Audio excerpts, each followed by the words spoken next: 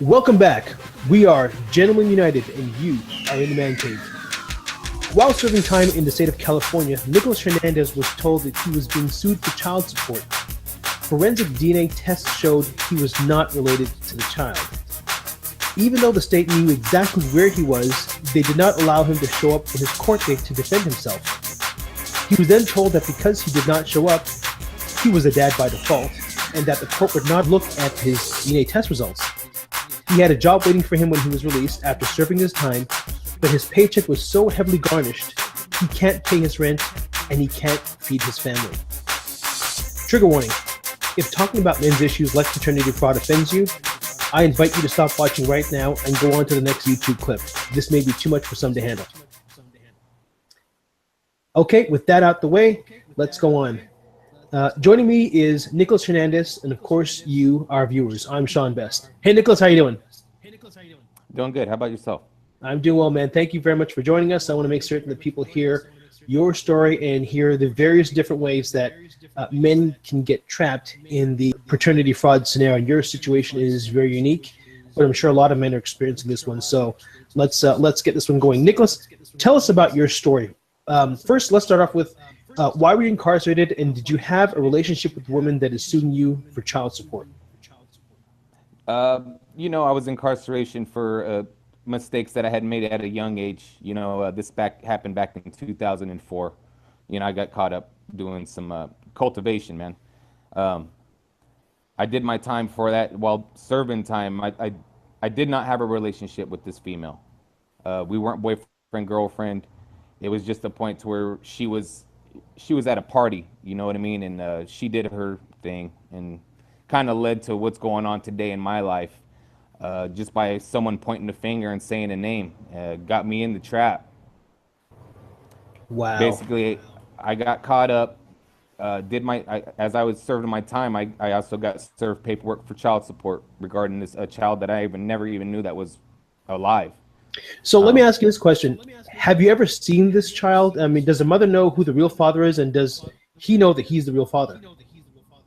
Well, I really can't speak on her behalf, but I'm going to say that she's kind of lost in that loop, if she's pointing fingers at other individuals. It just so happens my name was thrown out there and I'm the one that's being attacked.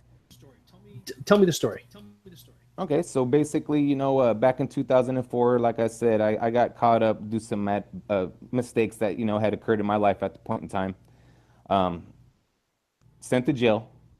While in state's property, I was served paperwork approximately 2 weeks after me being sent into the jail cell. At this point in time, when I was served, I was told that I was being sued for child support. If I did not believe that I was the father, that there was a certain section on the paperwork that I could fill out and ask for a DNA test, which I did do so. I did, at that point in time, I also turned the paperwork back into him because since I am in a cell block at this point in time, it's very hard to get mail in and out, so that's why they do the processes of serving, and they just receive the paperwork right then and there, and they watch you do the signatures and everything. I was told that I would receive copies and I would be updated for any further court dates or anything, which never occurred. I was held for an extremely long amount of time in a reception center. Usually you're in and out of those locations. I was actually in there for extended about 4 months, and I was told because there was a possibility that I had another court date, so they were going to keep me in reception. That day never came around to me. Notified of a court date. So at that point in time, I kind of just felt like maybe she found the father, or maybe the case was dropped because I never heard anything. So I was transferred out to another facility. At that facility, still in state property, they had all resources to locate me, to find me, because they found me the first time to serve me, right? So obviously they had a way of locating me, and through the database it automatically indicates where you are being at and being transferred if you're not at the same location. That would stand to reason. They would know where you are. I mean, they've got you incarcerated. It's not Definitely. like you've moved on someplace. They know exactly where you are. Definitely, and that's what was happening to me after being in the reception center for so long. They went ahead and just transferred me out to a different location. I served my time, did my time for the crime, I did 18 months. They gave me 3 years with halftime on good time. Like I said, I got caught up, but at the same time, I'm not a troublemaker. It's just one of those things. Served my time, and upon my release, I already had a job set up. As soon as I got out, I started working, man. I'm talking the next day. As soon as I started working, you work a week, and then the following week they hold back a paycheck, and then you receive your check. So I'm over here, started a new life. And you already As I had thought, your life planned. You knew what you're going to be getting. You said, okay, everything. well, if I get this much money, I can afford to pay my wireless bill. I can afford to pay Yes, my rent. I can afford to pay my car insurance. So you had all definitely. that sorted out. Had everything planned out. It's one of those things where you kind of plan, but you're not expecting what happened to me. So get my paycheck, and boom, that thing was garnished, boy. They were hitting me pretty hard. It was at this time it was just a minimum wage job, and at that time it was like 8.25 an hour. So they're automatically deducting 3.25 from your check, and then an extra $50 for daycare and all this. And I'm looking at my pay stub, and I'm like, whoa, what's going on here? Right. So I contact child support, like, hey, what's going on and why am I being garnished? I was told by DCSS that I had a default judgment set against me in 2004 because I didn't appear in court. And I let her know, like, well, I was incarcerated, so at the point of time of incarceration, why wasn't I notified of the court date? And if I wasn't notified of the court date, why wasn't it rescheduled until you guys properly served me? I was told, basically to go to family law down at the courthouse and file paperwork for a motion asking for a paternity test, which I did do so. I'm talking the same day. Um, I went in, I got a court date, went to my court date, asked the judge for a DNA test regarding this child, just to verify if I was the father of the child. Obviously I'm going to be there and pay for my kid. I was denied a DNA test. He said due to a default judgment to a 2-year statute of limitations in the state of California, automatically So proclaiming me wait a to minute. be the So wait a father. minute. So they told you that default judgment. So for those who don't know, default judgment simply means that Nicholas did not show up in court, and if he didn't show up in court, they by default say your daddy, right? Exactly. Yes, sir. And you had a window of 2 years within which to challenge that documentation, which you submitted a request to get a DNA test, and like you said before, Yes, that's the sir. last you saw of it. So in that 2 year window expired. You heard nothing more, and the next time you heard about what was going on, your paycheck was getting garnished. Yes, sir. It was already at that time. I was still under the impression, since I already did 18 months, and then after I was released, I started working. So I was still within the 24-month period when I went actually to court and asked for a DNA. But at this time, they still had denied me, and then they threw that 2-year statute of limitations. I'm like, wait a minute. I was served in '04. It's '06 right now, but it's still within the 24-month time frame that you guys had served me. So I think I'm in compliance, and the judge denied my request. Wait a minute. I, So you were within the 2 year time window, the 24-month yes, time sir. window that you were allowed to submit a response to this claim, and he still Yes, did sir. not accept it. They did not accept it, and I even DCSS even wrote me a letter indicating that upon my release, I actually went to their office and asked for a DNA test. They wrote me the letter just to verify that I was on top of my game as far as trying to get it completed and figuring out what I need to do to take the next step to prove my point or for them to prove their point. And at that time, being in incarceration, you don't have the opportunity to actually go and walk out your cell and hand your mail to somebody. Somebody comes and picks it up, goes to a mail room. They search all your mail. So how do I know they even received it? But at this point in time, I didn't send nothing out. I handed it back to the gentleman that served me paperwork, and I was told that I'd receive a copy, which I never received. And that, like I said, at that time, they just took it upon themselves, knowing that I'm in incarceration. They had all resources, like I said, to contact me and let me know of a court date.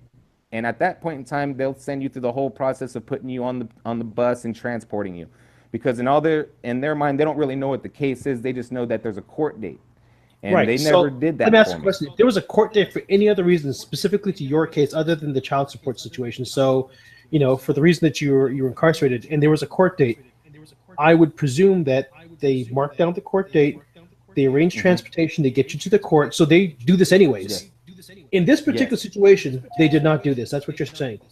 They did not do it. They totally ignored the fact. and it is a trap. It's almost like they know that you're already caught up in the system. They already know that your rights have been stripped from you. So not able to actually be a normal citizen on the streets and being able to drive myself to the courthouse, which I would have done because every court date that I've set, I showed up to.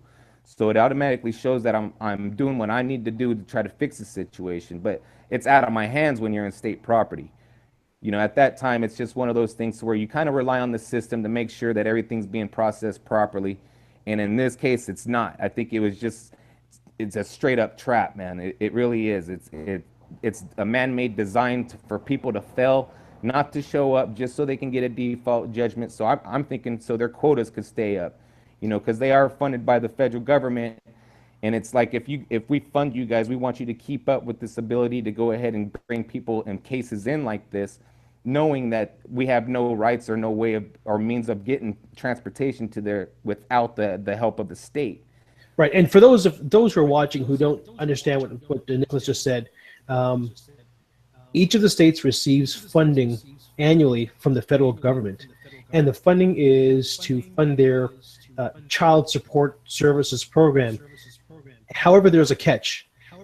The states only get this funding if they bring in a certain dollar value, a number of child support dollars every year. Every year, that dollar value goes up. If they do not hit that target dollar value each year, they do not receive the additional funding from the federal government. So there's incentive, of course, for them to hit that dollar value. Now, you think to yourself, okay, wait a second. Well, what if child support situations drop? What if there's a drop in cases where child support's required?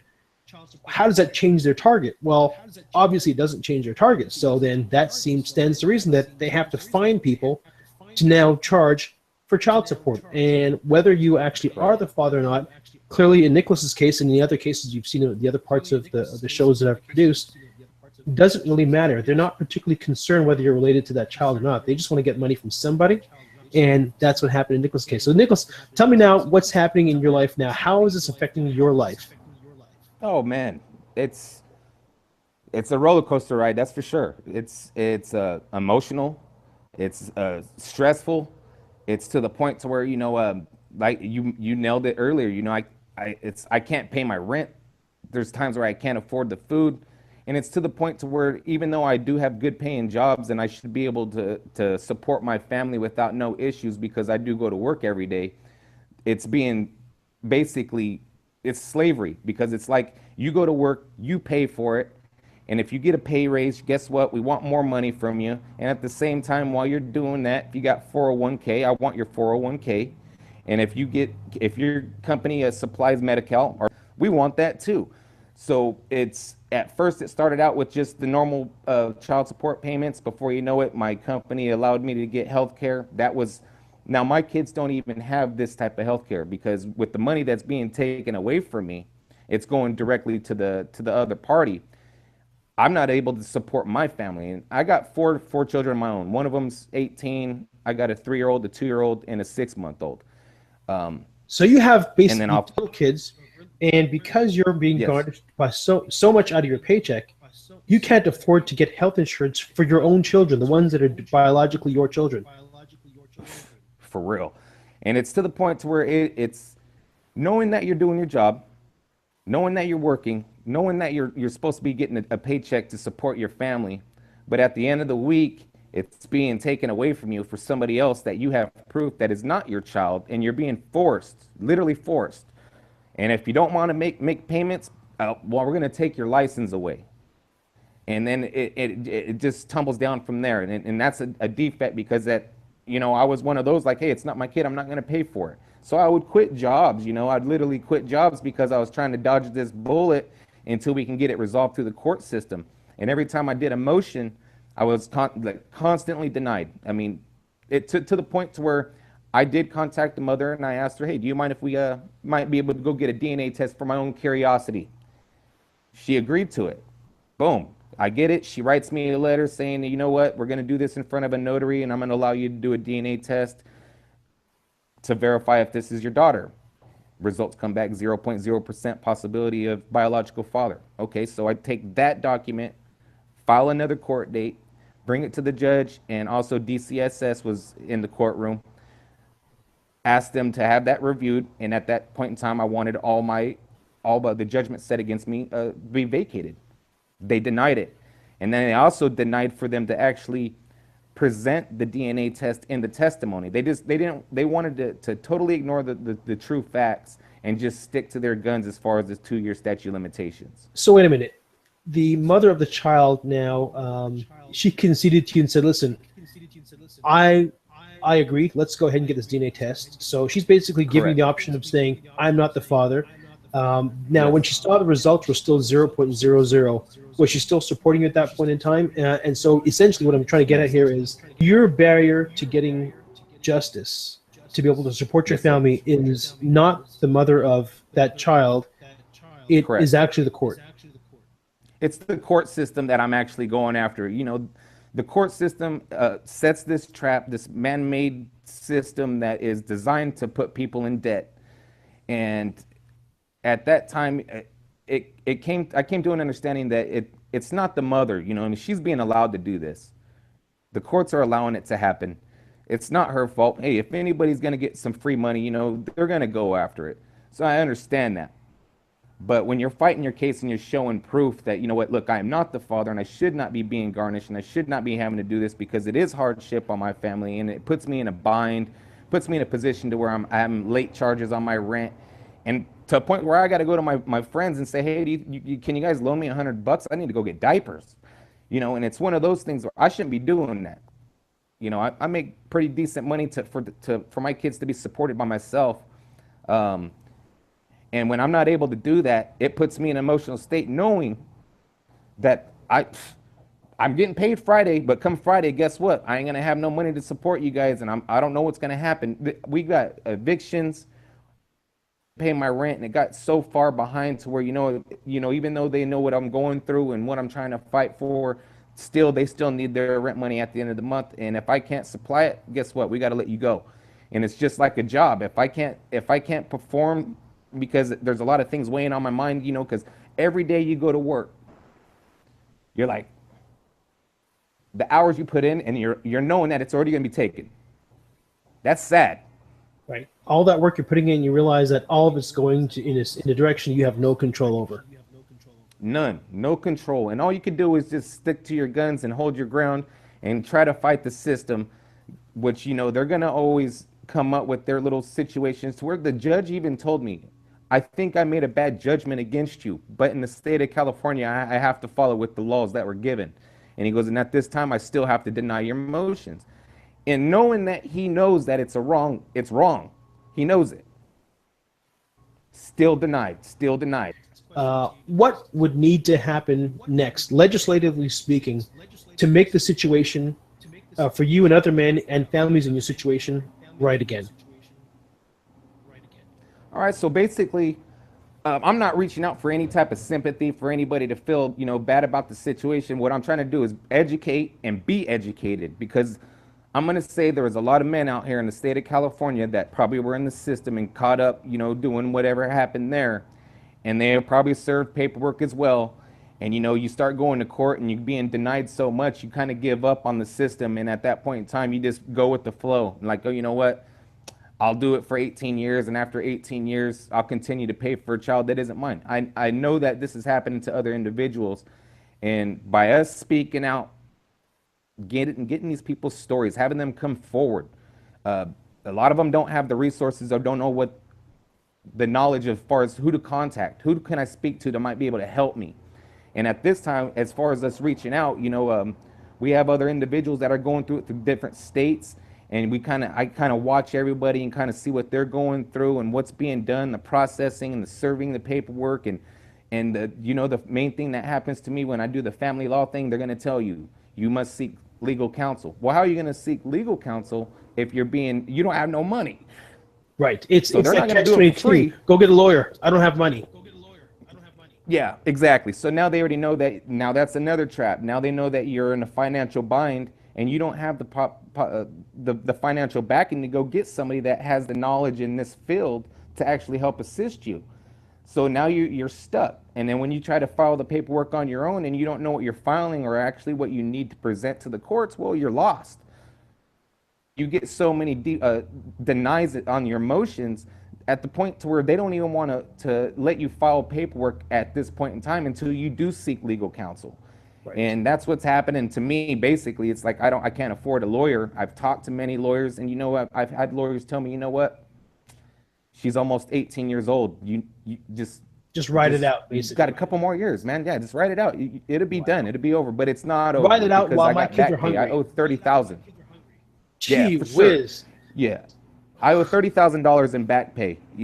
So when they did that default, they put a reserve on that. So when you're released and then you start doing work, they start garnishing your wages. But at the same time, now they're already starting to take interest from your paychecks for the back pay that they did from the time that you were served. So it put me in a major bind as far as like, okay, well, you got back pay, and to date, like I said, it's $30,000 and some change, which is, dude, most people don't make that in a year. Right. That's the cost of a car right there. That's a down payment on a house. Yes. It's just one of those things. It's like, okay, so I'm being forced to go to work, pay for this child.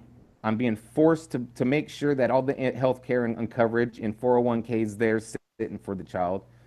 But how am I supposed to pay my rent and survive for my children? And if you take my license away from me, how am I supposed to keep my job? And if I'm driving a company vehicle, I've had it to the point to where, like, Nick, it shows in our database that you got a suspension on your license. What's that about? And in order to get your license back, now you got to go to DCSS, and they're going to tell you, okay, in order for us to do that, you got to make at least 2 monthly payments for us to go ahead and do a release. Then you got to go down to the DMV, pay $15 to get it reinstated. I've had my license suspended approximately 15 times. 15 times. And your situation is a precarious situation because you've already been incarcerated. Anything that you do now gets magnified. This guy's driving with a suspended license. Well, the real story is this. There's a reason why I suspended. It's not because I'm goofing around, getting in trouble again. I'm trying to feed my family, and I'm getting garnished so much money, I can't even afford to feed them. I can't afford to feed them. I can't afford to make these child support payments at the amount that they're pulling it out now. So all this sort of ties back together again. I mean, one of the conversation points that Carnell Smith had a little while ago was, he says, I'm not sure if this applies in every state, so forgive me if this is inaccurate information, but he says if you owe more than $2,501 in back child support, in some states that's considered I think a felony D, or it's. Yes. I mean, there's just no way to win in this scenario. Now, I have a commenter here who asks, or has a comment for you that I'll share with you, from Legend MGTOW. He says, ask if he's aware that instance is instilled within Title IV. They know everything before you're even notified. Any claim otherwise is an obstruction of your rights to accessing your case information. Were you aware of that at all? I mean, I don't know if this applies in the state of California, but were you aware of that? I was totally unaware. I've never been through a situation like this, so it's like I'm learning as I'm going. And as you go through the steps and trying to figure out what needs to be done, things start popping up as far as, okay, well, the due process wasn't served properly. And like we're touching on the basis of that now, if you're in state custody, they already know where you're at. They've already located you. They've already found where you're at because they said they served you.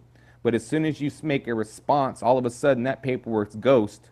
They don't know where it's at. They don't receive a response. Now, from my understanding, they have another 30 to 45 days to try to reserve me and notify me of the court date, which I'm going to say that never happened.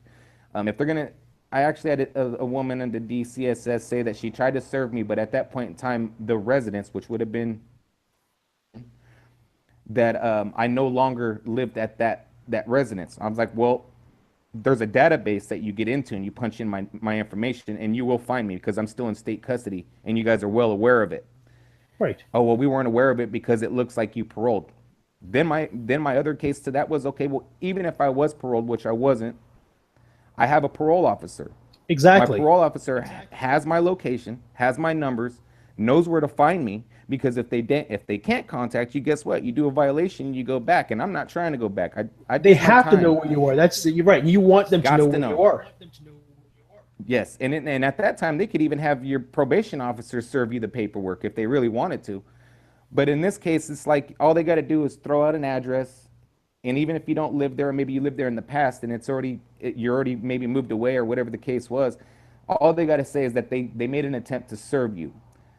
And if you do never receive that court date's already set up, and then when you don't show up, you're already stuck because at that time that default's already kicking in, And just to make and sure then you people won't know understand nothing until you're garnished. exactly, and just to make sure people understand this, the state does not require you to sign or acknowledge that you've been served. So to Nicholas's point, if you live at 123 Sesame Street and it gets sent to 125 Sesame Street, as far as they're concerned, we've done our job. We Yep. delivered that process of service or that document to say basically being sued for child support. Whether you see it or not is entirely not the issue, and that's really your problem. So, Nicholas, one other thing before we go, have you been in contact with? I know you're in the state of California, and Diana Thompson from Women Against Paternity Fraud, her organization is based there. Have you had any contact with Diana Thompson or her organization? Yes, Diana Thompson's a major help. She's been through this for many years. She's been fighting it, and just learning from her and the proper steps that are need to be taken. I'm following lead on that. I do communicate with her at least once or twice a week. We're trying to push the issue and just get it out in the community because if it's like they want a silent trap in the courts. They don't want it to be exposed. So if by getting out there, getting on the TV shows or radio shows and all that, and then it allows everybody to kind of get in on it. Put yourself in my shoes because this could be your kid. Kids nowadays, they just want to go out, maybe mess around. They mess around with the wrong girl, and all she needs to know is his name and his location, or maybe not even the right address, and she's going to go after him. And this kid's got a good job. He's getting hit because he didn't even know that he was supposedly served. So it's educating these ones that are out there and the ones that are actually going through it. For those that are going through it, contact Women Against Paternity Fraud, gather a little information, see if maybe your story could be heard or if you fall into that category. And if it does, get educated on that. Find out what the next steps are. So if you do go to court or you have a court date popping up, you know what to say in the court so you don't look like you're not even educated at all, because the court system that doesn't send you flyers and say, hey, we're changing laws today. What they're going to do is when you get in there, they're going to nail it to you. And they're going to tell you these laws that we're not notified of. It's just not something that they advertise. So we got to learn it. Right, and they're not going to be empathetic to the fact that you're ignorant of that law. They're going to be that's really your issue. I mean, the point you made just now is important for people to hear. You and I are both grown men. If you have a teenage son who works at McDonald's part-time while he's still in high school, he can get hit for child support from some other young lady.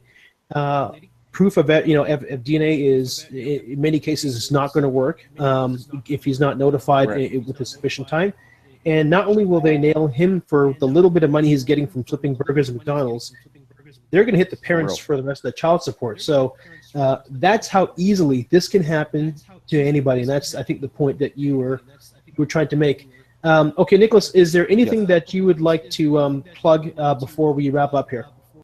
Yeah, Paternity Fraud USA, Gabriel Carnell and the supporters. I want to say a mad shout out to those guys. Help and assist. Diane Thompson with Women Against Paternity Fraud. Like I said, these organizations are out there to help. If anybody has a question or maybe even some to educate me on something that maybe you've been through and maybe that might help, I'm all for it. So I just want to say a big shout out to Gabriel and those and congratulate him on that walk that he did. That's major. Sean Best, the Man Cave show, awesome for allowing me to go and tell my story. It's emotional.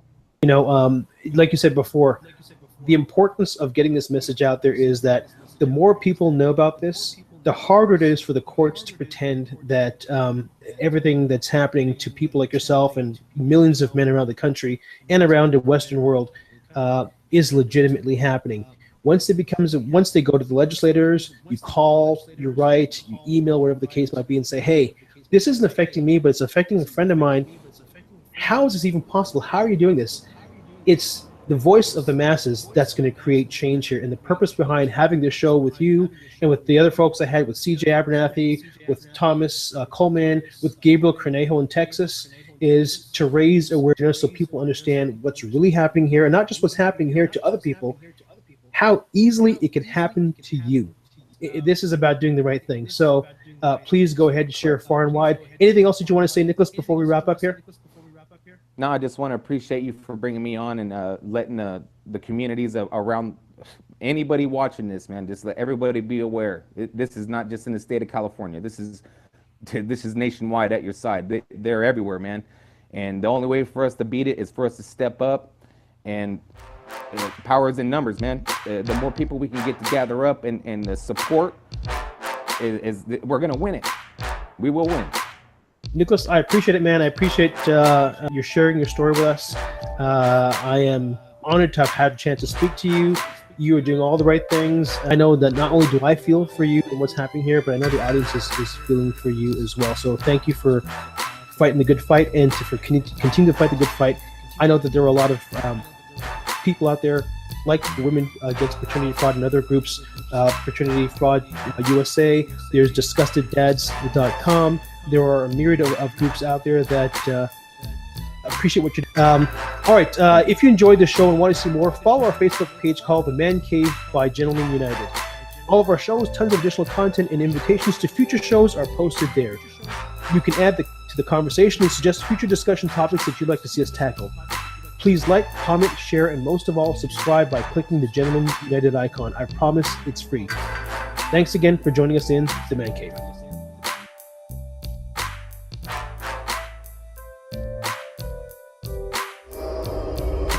Enjoyed the show? Like, share, and subscribe. And thanks for joining us in The Man Cave.